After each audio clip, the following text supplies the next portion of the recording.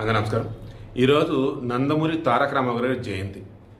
తెలుగు వాళ్ళు ఎక్కడుంటే అక్కడ ప్రపంచంలో అన్ని చోట్ల కూడా అసలు బ్రహ్మాండంగా పండుగ చేసుకుంటున్నారు, వేడుకలు చేసుకుంటూ ఉన్నారు. ఇటువంటి ఎన్టీ రామారావు ఒకనాడు సినిమాల్లో ఉన్నాడు, ఆ తర్వాత ముఖ్యమంత్రి అయ్యాడు. ఎన్టీ రామారావు చదువు లేనోడా, శీలం లేనోడా, సంస్కారం లేనోడా, తాగుబోతా, తిరుగుబోతా, వదరబోతా, వాగుబోతా ఏంటండి? పాసం యాదగిరి అని చెప్పేసి ఆయన ఒకప్పుడు రచయిత, జర్నలిస్టు, తెలంగాణ ఉద్యమకారుడు, 1969లో పోరాటం చేశాడు. మొన్న మళ్ళీ విడత ఉద్యమంలో కూడా చేస్తున్నాడు. దాంతో మన 2025లో మన ముఖ్యమంత్రి రేవంత్ రెడ్డి గారి చేతుల మీదుగా పురస్కారం లాంటివి కూడా అందుకున్నారు. ₹1 కూడా రివార్డ్ లాగా అనుకోవచ్చు. మేబీ రేవంత్ రెడ్డి గారి చేతుల మీదుగా తెలంగాణ కవిగా, రచయితగా, జర్నలిస్ట్గా అందుకున్నాడు కాబట్టి పాసం యాదగిరిని మనం ఏమీ అనొద్దు. ఏదన్నా అంటే ఇక మన పరిస్థితి అంతే అని చెప్పేసి సినీ ఇండస్ట్రీ వాళ్ళు భయపడ్డారా? నిన్న ఆయన ప్రొఫెసర్ నాగేశ్వరకి సంబంధించి ఓ రకంగా ఆయనకు సపోర్టర్గా సబ్ పెట్టామంటూ తెలంగాణ క్రాంతి దళ ఏదో యూనియన్ పేరు చెప్తూ సోమవారం ప్రెస్ క్లబ్లో పెట్టారు. అసలు అక్కడ మాట్లాడాల్సింది ఏంటిది? ప్రొఫెసర్ నాగేశ్వరరావు మాట్లాడిన దానిలో తప్పు ఉందా లేదా? ఏపీలో కేసులు నమోదవుతున్నాయి, అది తప్పా కాదా? ఇది కదండి సినిమా వాళ్ళని అనరాని మాటలు. నేను నెక్స్ట్ వీడియో అటాచ్ చేస్తాను చూడండి. అనరాని మాట్లాడినాడు ఆయన పాసం యాదగిరి. ఇక వేరే వాళ్ళు అయితే పవన్ కళ్యాణ్ అనరాని మాట్లాడినారు. నాకు విన్న తర్వాత అనిపించింది, సినీ ఇండస్ట్రీ వారిని ఎవరు పెడితే వాళ్ళు ఎలా పెడితే తిట్టేది ఇందుకేనేమో, ఎగతా చేసేది ఇందుకేనేమో అనిపించింది. ఎంత దారుణమండి అసలు!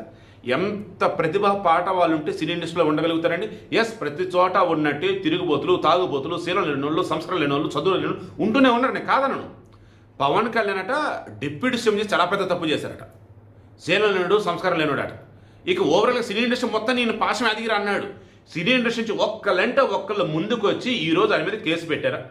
పోనీ కనీసం చిన్న స్టేట్మెంట్ లాంటిది ఏమైనా ఇచ్చారా? తప్పు మాట్లాడాడు ఆయన, వ్యాఖ్యలు విరమించుకోవాలి, వెనక్కి తీసుకోవాలని ఏమన్నా అన్నాడా? ఒక్కళ్ళు కూడా అనలేదండి. సో సినీ ఇండస్ట్రీలో చేతగాని వాళ్ళు అందామా, లేకపోతే ఆంధ్రలోనైతే ఏదైనా అనగలుగుతారు కానీ సినీ ఇండస్ట్రీ వాళ్ళు తెలంగాణ వాళ్ళని ఏమీ అనలేరని అనుకుందామా? ఇలా చెప్పుకుంటూ పోతే చాలా ఉన్నాయి. నాకే సిగ్గేస్తుంది, చిరాకేస్తుంది. ఏమని? తెలుగు సినీ ఇండస్ట్రీ వాళ్ళు పెద్దలైనా, నార్మల్ వాళ్ళు ఎవరైనా సరే ఈయన మాటలకు కూడా రెస్పాండ్ అవ్వలేదంటే, సోమాజి కూడా ప్రెస్ క్లబ్ వేదిక ఇంత ఘోరంగా మాట్లాడినా కానీ అంత సైలెంట్గా ఉన్నారంటే ఎంత సిగ్గుచేటు, ఎంత దిగజారుడుతనమండి అది.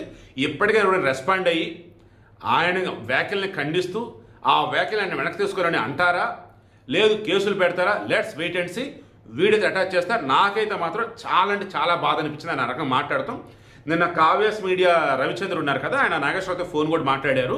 అప్పుడు నాగేశ్వరరావు గారితో మాట్లాడితే పాసం యాదగిరి గారు ఏదైతే మాట్లాడాడో అది నేను యాక్సెప్ట్ చేయట్లేదండి, నేను లేనప్పుడు ఆయన మాట్లాడే ఉన్నాడు ఆ రకంగా. నా భాష ఎప్పుడు ఎలా ఉండేది మీరు చూస్తారు కదా, నా భాష ఎలా అయితే ఉంటుందో నేను ఒకళ్ళు ఎక్కడైనా ఏదైనా మాట్లాడితే తప్పుగా కానీ అందులో అసభ్యంగా అశ్లీలంగా ఏమి ఉండవండి, పద్ధతిగానే ఉంటే ఏవైనా అని ఇంకా ఆయన చక్కగా మాట్లాడారు.